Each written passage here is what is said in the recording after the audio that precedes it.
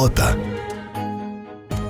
Toute l'actualité éco avec Éric Le Boucher. Bonsoir Éric. Bonsoir Nicolas. La bourse de Paris en petite baisse aujourd'hui. Oui, moins 0,18%, 4312 points. En fait, la bourse de Paris s'est un peu reprise cet après-midi après avoir été sous le coup de mauvaises nouvelles chinoises. L'investissement, la production industrielle et les ventes au détail ont augmenté moins qu'attendu au mois d'avril. L'entreprise du jour. Le Fonds souverain de Norvège qui va préparer des poursuites contre Volkswagen, dont il est l'un des principaux actionnaires. Motif, la valeur boursière a chuté à la suite du scandale des moteurs truqués. Le fonds, le plus riche du monde, 750 milliards de dollars, accumulés grâce au pétrole que produit le pays, veut des réparations. Le chiffre du jour. 5,2 milliards de dollars, c'est le prix que va mettre le laboratoire pharmaceutique américain Pfizer pour l'acquisition de Anacor, spécialiste des anti-inflammatoires et d'un médicament prometteur pour lutter contre l'eczéma.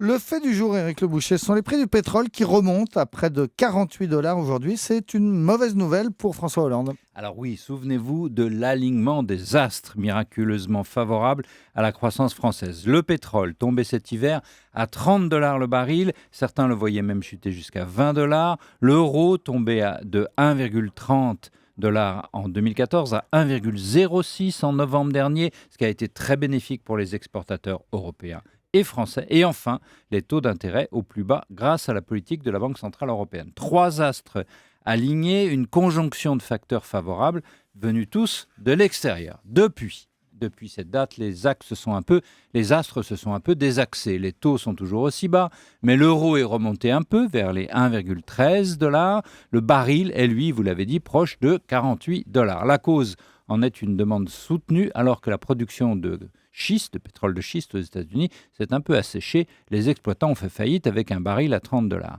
Tout ça, effectivement, n'est pas très bon pour les automobilistes. Leur pouvoir d'achat sera amputé d'autant. Mais nous ne sommes pas revenus à 120 dollars le baril et ce sera sûrement pas avant longtemps, peut-être en 2018, en tout cas, certainement pas avant l'élection présidentielle. Or, un pétrole à 50 dollars, c'est en fait un bon équilibre mondial. Les pays producteurs retrouvent un peu d'oxygène et ils peuvent à nouveau nous acheter des machines, des avions, des Rafales. Oui donc, c'est pas très bon pour François Hollande, mais entre-temps, la croissance en a profité. Elle est repartie. Et donc l'espoir d'une hausse de la croissance de 1,5% cette année n'est pas remis en cause. Non, on l'a vu la semaine dernière, la croissance sera fermée dans toute l'Europe, Allemagne, Italie, France bien sûr. La crainte d'une chute de la Chine est dissipée, l'économie américaine pas flamblante, mais ça va mieux, pas de récession. Donc les astres ne sont plus exactement alignés, mais la conjoncture extérieure reste encore très favorable à la France. Les moteurs internes, entre-temps, je l'ai dit, sont repartis. La consommation est tirée par les bons salaires et l'investissement lui-même semble se dégeler. Ça va mieux, comme dit le président de la République, et il a raison.